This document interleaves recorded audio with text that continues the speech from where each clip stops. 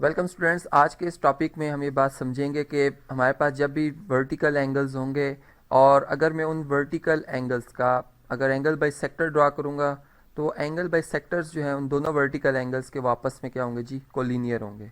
अब इस बात को ज़रा हम समझते हैं किस तरह से। सबसे पहले हमारे पास दो इंटरसेक्टिंग लाइंस, जैसे कि हमने देखा एल और एम कोप्लेनर लाइंस हैं और इंटरसेक्टिंग लाइंस हैं। प्लस इसमें अगर हम देखें तो ए वर्टेक्स पे जो है ये एंगल बन रहा है हमारे पास, और इसी तरीके से इसी ए वर्टेक्स पे यानी कॉमन वर्टेक्स है जी इन दोनों एंगल्स का। और जो इसमें ये सेकंड एंगल बन रहा है ये दोनों वर्टिकल एंगल्स हैं जो कि मेजरमेंट में इक्वल होते हैं। ठीक, ये बात हम जानते हैं। अब जो मेजरमेंट फॉर एग्जांपल अगर ये 120 डिग्री का एंगल होगा तो ये भी 120 डिग्री का एंगल होगा। ठीक, अब इन दोनों में कोई डिफरेंस नहीं है। अब फ़र्ज़ करें कि मैं अगर एंगल जो हमारे पास ये हमारे पास फ़र्ज़ करें एक पॉइंट आ रहा है जी, यहाँ पर सी पॉइंट है और ये हमारे पास है जी बी पॉइंट। ठीक है, तो ये एंगल इस तरह से बना हमारा सी ए बी। और इसी तरह से अगर मैं यहाँ पर एक पॉइंट ले लेता हूँ जी, ये मेरे पास पॉइंट है, इसको हम कह लेते हैं जी पी पॉइंट, और ये मेरे पास है जी कोई क्यू पॉइंट, तो ये एंगल बन जाएगा पी ए क्यू। अब इस तरह से अगर मैं इस एंगल का एंगल बाई सेक्टर ड्रा करता हूँ जो कि बिल्कुल इसके आर्म से इक्वल डिस्टेंस पे आएगा, इस तरह से कि अगर मैं इस रे का कोई भी पॉइंट लूँगा इसके एंगल ए के आर्म से फासला जो है वो बराबर बराबर आएगा। ठीक है, इस तरीके से इसका एंगल बाई सेक्टर हमने ड्रॉ किया। ये बेसिकली एंगल बाई सेक्टर एक रे है। ठीक, यहाँ पर मैं कह सकता हूँ कि ए जो है एक्स, ये बेसिकली क्या है जी, एक रे है।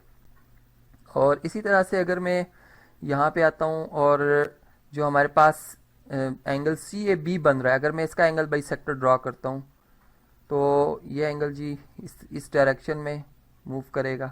ठीक है, इसका भी इसके आर्म से जो फासला होगा वो इक्वल रहेगा, और ये भी एक रे है।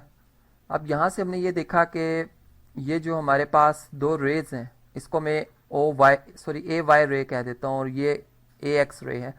अब अगर हम इसमें देखें तो इन दोनों रेज का जो कॉमन पॉइंट है, स्टार्टिंग पॉइंट वो एक ही है, ए पॉइंट इनका स्टार्टिंग है।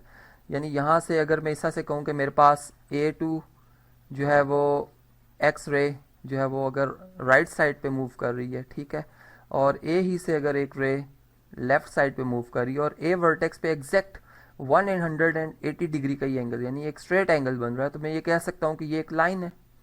ठीक, यहाँ पे एक लाइन कंप्लीट हो गई है।